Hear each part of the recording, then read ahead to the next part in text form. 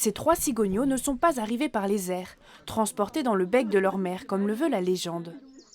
Ils ont éclos il y a 6 semaines. 11 nids comme celui-ci sont répartis dans les 200 hectares du parc du Marcanterre.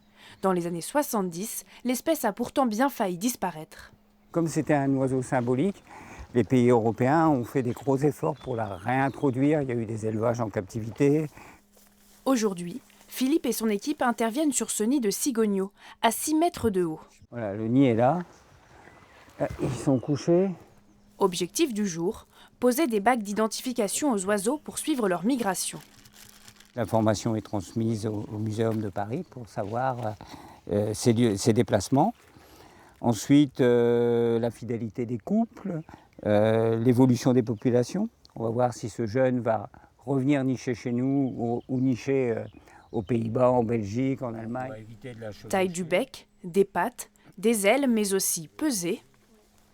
2,605 kg. D'autres mesures sont réalisées. Alors là, on fait des prélèvements de plumes qui vont partir dans un laboratoire de Lille pour étudier l'ADN des oiseaux. Ça va permettre de savoir si c'est des mâles ou des femelles.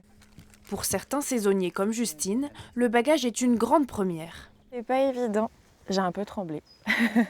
Je suis passionnée de nature et je suis intéressée autant par les oiseaux que par la flore.